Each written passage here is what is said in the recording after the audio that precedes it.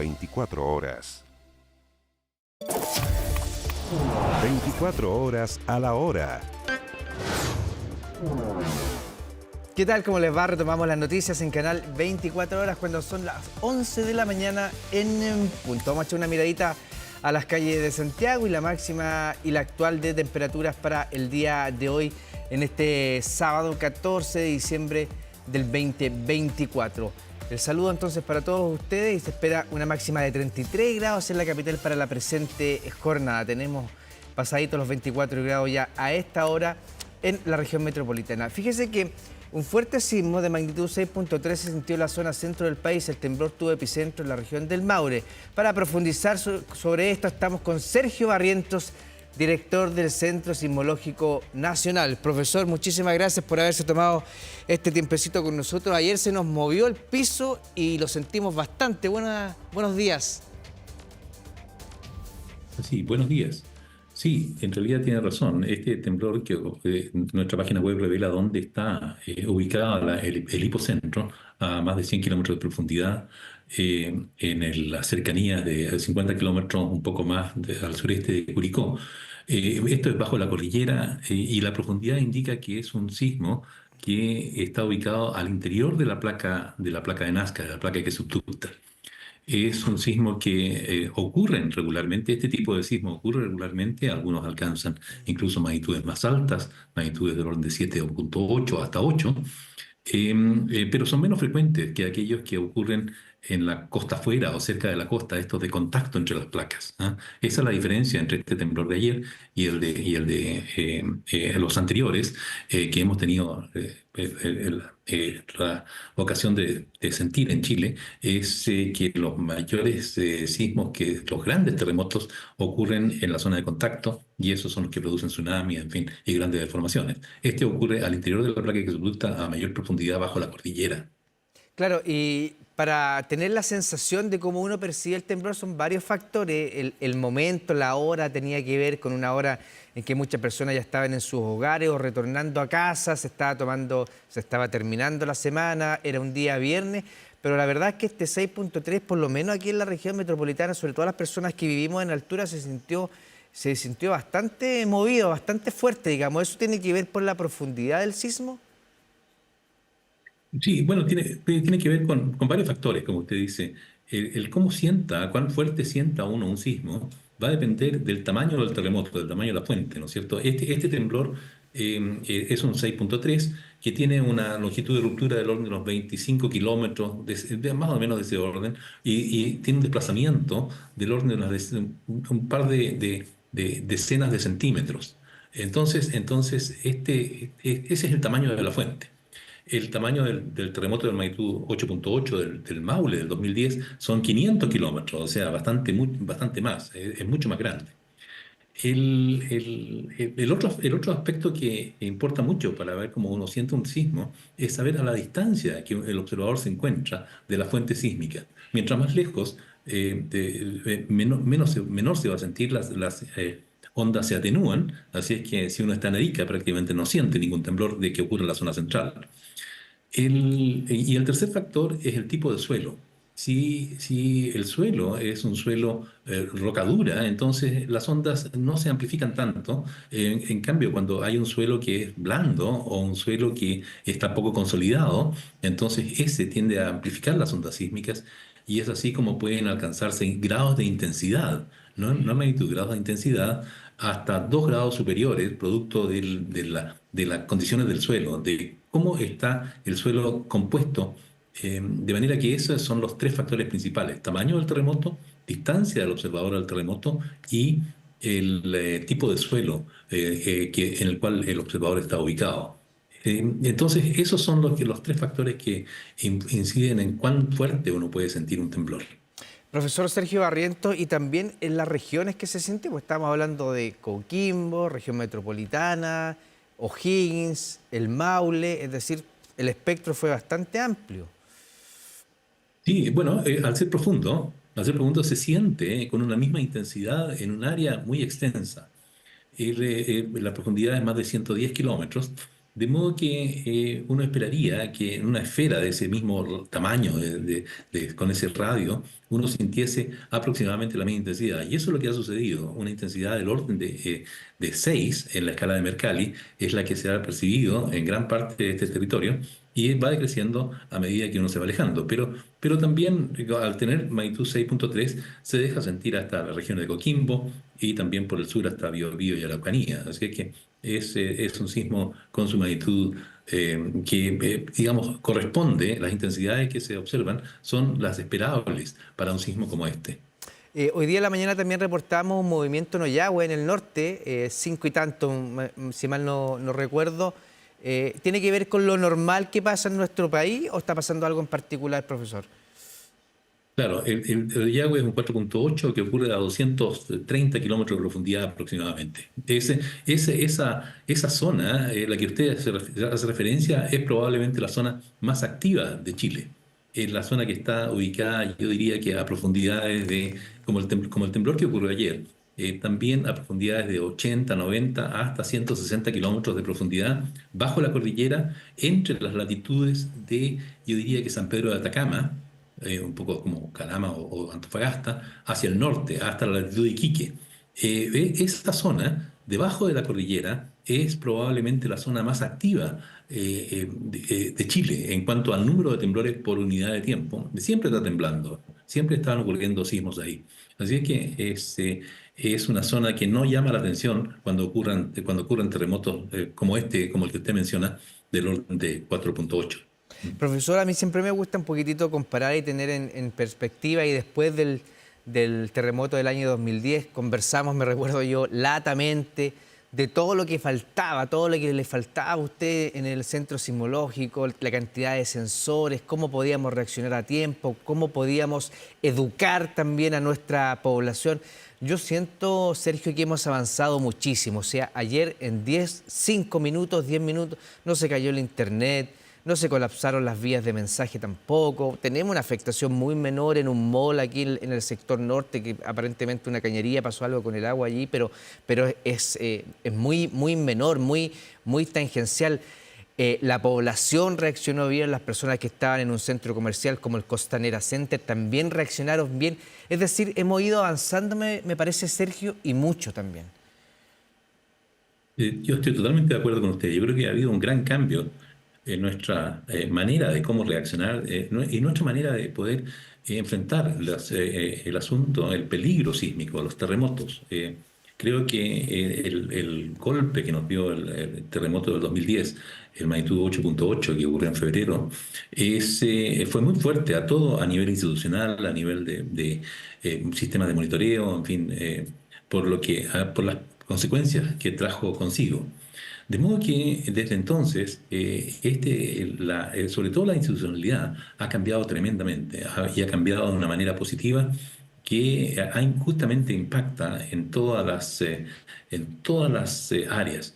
Una de las aspectos que hay que reconocer, eso sí, es que debido a la cantidad de terremotos que Chile ha sufrido en el pasado y algunos con grandes consecuencias y consecuencias negativas, hemos aprendido de la manera dura a construir de mejor manera. Y nuestros ingenieros están permanentemente actualizando las normas sísmicas de construcción para poder hacer de este país más resiliente en ese sentido, las estructuras que puedan sobrevivir y pasar la prueba de terremotos de manera que permitan seguir operando después de la ocurrencia de estos.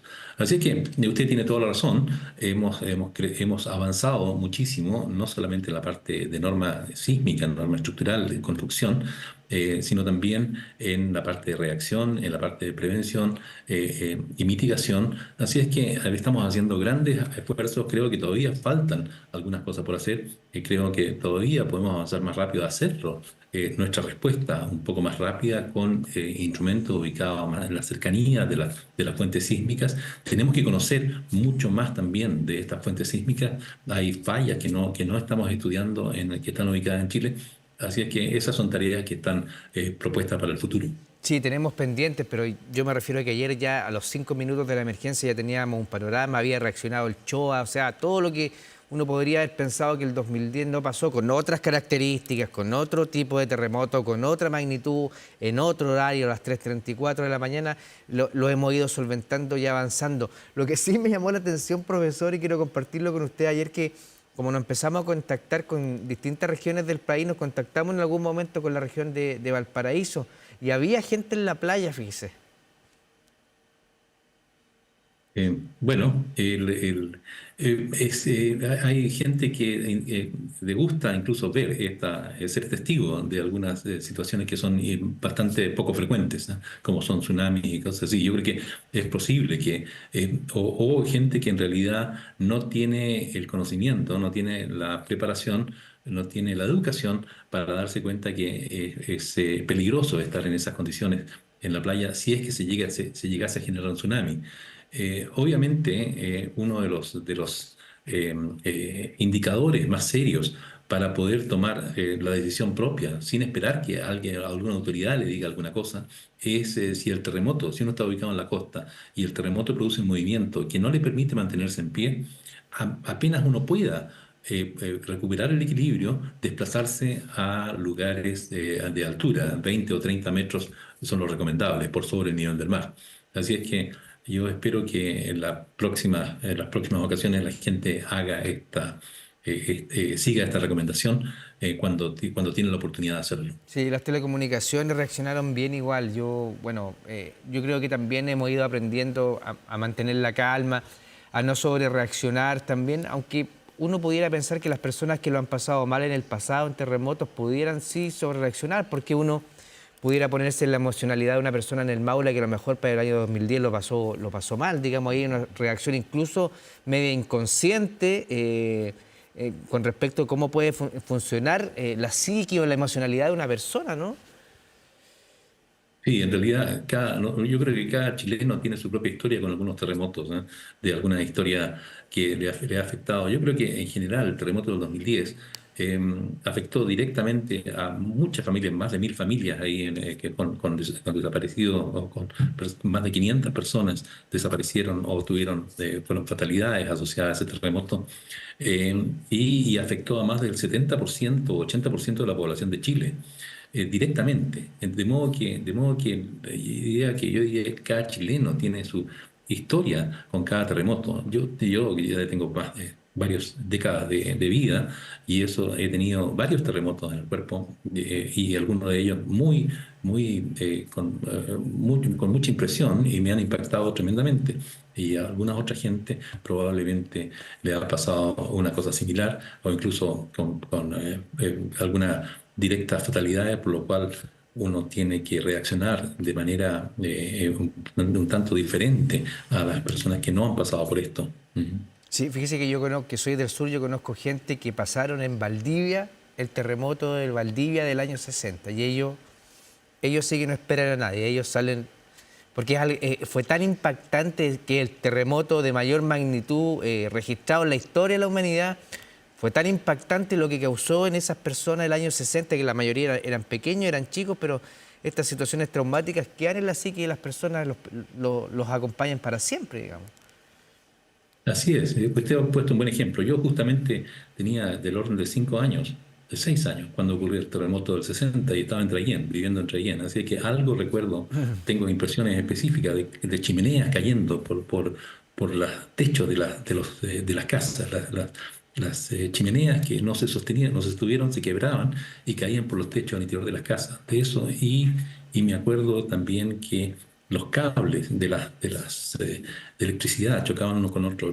Esas son vivencias de chico, de los 5 o 6 años de edad. Sí, Así que, Traiguén no queda, para que la gente sepa, no queda más de 2 horas de Valdivia, digamos, cerquita. claro, estaba justamente en el epicentro, muy cerca del epicentro del terremoto, donde comenzó la ruptura del terremoto del 1960, del 22 de mayo. El 21 de mayo hubo una magnitud 8.0 un poco al sur de Concepción. Y al día siguiente, 33 horas después, ocurre el 9,5 que comienza a la latitud de Traillén, un poco más cerca de la costa, y se extiende todo por más de 800, 900 kilómetros hacia el sur hasta la península de Taitao. Es un tremendo terremoto. Como usted dice, es el terremoto más grande desde que hay registros instrumentales, es decir, en los últimos 150 años, una cosa así.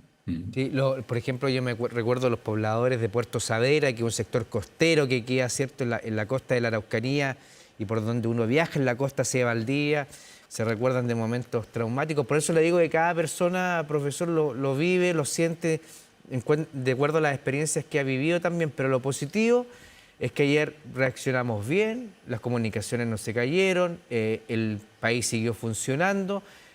Sí, seguramente en algún momento, en algún instante nos paramos para ver la precaución en el lugar donde estábamos y la estructura, la infraestructura que nos tiene que brindar el Estado funcionó, que yo creo que eso también es relevante. Sí, totalmente de acuerdo con lo que te dice. Afortunadamente todo funcionó correctamente. No conocemos de desgracias que hayan asociadas a este terremoto. Eh, Creo que este tipo de sismos son un recuerdo para estar preparados, porque un terremoto de magnitud 7,5, por ejemplo, puede ocurrir prácticamente en cualquier parte de Chile en cualquier momento, y en algunas partes puede llegar a producir daño. Entonces, es conveniente estar siempre preparado por la posible ocurrencia de estos terremotos, buscar lugares seguros, tanto en la casa, en el lugar de trabajo, en el trayecto entre la casa y el lugar de trabajo, en fin, y preocuparse especialmente por aquellas personas que no pueden resguardarse por sí solas, que son los niños o los adultos mayores que tengan algunos problemas, preocuparse por esa gente también. Sí, es verdad. Bueno, usted nos ha enseñado que no se pueden predecir los terremotos, que eso es impredecible. Si tuviéramos esa varita mágica seríamos crack, pero sí hay que estar preparado. La última vez me dijo que faltaban algún tipo de boyas para detectar la posibilidad de tsunami, que se iba a ir progresando en eso. ¿Cómo ha ido ese avance, ya para irnos despidiendo, profesor, con respecto a la infraestructura? Bueno, varios avances que estamos realizando en este momento, y uno de los principales, yo diría que es la detección más cercana a la ocurrencia de estos grandes terremotos que ocurren bajo el fondo oceánico o en las cercanías de la costa.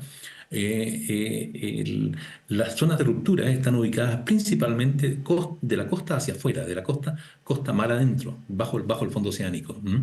Entonces, para poder determinar las características de los terremotos más rápidamente, lo que uno requiere es poner sensores muy cerca de la zona de ruptura, justamente en esta zona que está bajo el mar.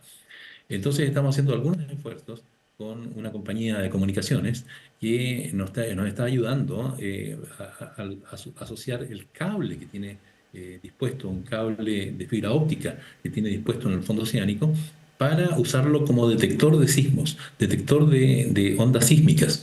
Y eso estamos haciendo experimentos en este momento que son muy prometedoras hasta el momento, para poder tener un sistema además del que tenemos funcionando con estaciones sismológicas convencionales en el continente, en la Tierra, poder estimar, poder tener el acceso a datos de este cable que está bajo el fondo oceánico, que está mucho más cerca de las fuentes sísmicas. Por lo tanto, la información la vamos a tener antes, y podríamos eventualmente alertar más tempranamente la ocurrencia de un temblor, y con eso avisar con unos pocos segundos de anticipación que ondas sísmicas vienen en camino. Así es que en este camino estamos trabajando en este momento. Y ojalá salga todo bien. Profesor Sergio Barrientos, director del Centro Sismológico Nacional, muchísimas gracias por haberse tomado el tiempo de tener este contacto con Canal 24 Horas. Que tengan buen sábado. Muchas gracias a ustedes también. Hasta luego. Que esté muy bien. Las gracias para el profesor, que ha dedicado toda su vida al estudio de los